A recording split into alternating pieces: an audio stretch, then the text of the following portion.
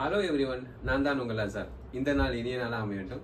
மறக்காம என்னோட சேனலை சப்ஸ்கிரைப் பண்ணிவிட்டு வீடியோ வாட்ச் பண்ணிங்கன்னா நல்லாயிருக்கும். இன்றைக்கி நம்ம என்ன பார்க்க போகிறோன்னா, ஃபோக்கஸ். ஒரு விஷயத்தில் நமக்கு எந்த ஒரு விஷயமா இருந்தாலும் அதில் ஃபோக்கஸ்டாக நம்ம வேலை செய்யணும், ஃபோக்கஸ்டாக அதில் இருக்கணும். ஸோ அதுக்கு உதாரணமாக சொல்லணுன்னா, இந்த ஃபாரஸ்ட் கம்ப்னு ஒரு படம், டாம் ஹேங்க்ஸ் நடித்தது.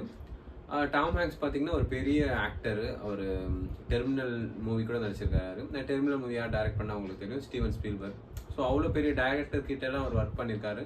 டாம் ஹேங்க்ஸோட பிக்கஸ்ட் படம்னு பார்த்தீங்கன்னா, நல்ல சக்ஸஸ்ஃபுல்லான படம் பார்த்தீங்கன்னா கேஸ்டவே. ஸோ அவர் அந்த ஃபாரஸ்ட் கம்ப் படத்தில் நடிச்சிருப்பாரு. ஸோ அந்த படத்தில் பார்த்தீங்கன்னா ஆக்சுவலாக அவர் வந்து ஒரு ரொம்ப இன்னசென்ட்டான பர்சனாக இருப்பார்.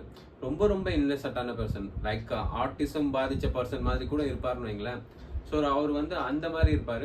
பட் ஆனால் ஒரு விஷயத்தை செஞ்சாருன்னா ரொம்ப ஃபோக்கஸ்டாக செய்வார்.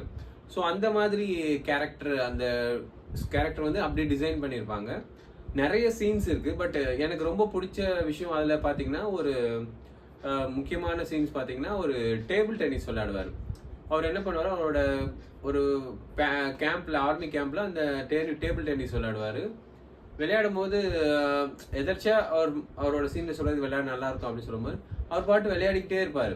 அவர் தோக்கவே மாட்டார். அவர் பாட்டு அதில் ரெக்கார்ட்ஸ்லாம் பண்ணிக்கிட்டே இருப்பார். மீன்ஸ் வேர்ல்டு ரெக்கார்ட்ஸ் அந்த மாதிரிலாம் பண்ணிக்கிட்டே இருப்பார்.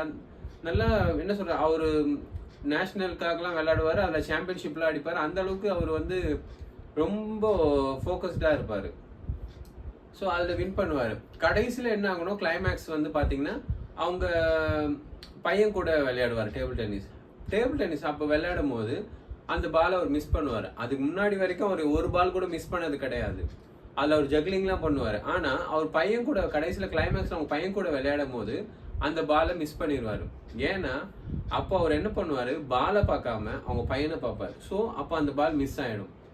அது வரைக்கும் அவர் என்ன பண்ணியிருப்பாருன்னா, பாலை மட்டும்தான் ஃபோக்கஸ் பண்ணுவார். அது எவ்வளோ வேகமாக அடித்தாலும் சரி, எந்த டைரக்ஷனில் அடித்தாலும் சரி, அவர் ஒரே ஒரு ஃபோக்கஸ் பார்த்தீங்கன்னா ஒன்லி அந்த பால் மேலே தான் இருக்கும்.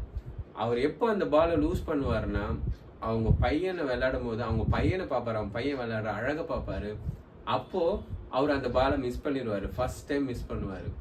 ஸோ நம்ம எந்த ஒரு விஷயத்தையும் ஃபோக்கஸ்டாக செஞ்சோம், ஒரு விஷயத்தை கான்சென்ட்ரேட் பண்ணி நம்ம பண்ணோம்னா கண்டிப்பாக சக்ஸஸ் ஆகலாம்.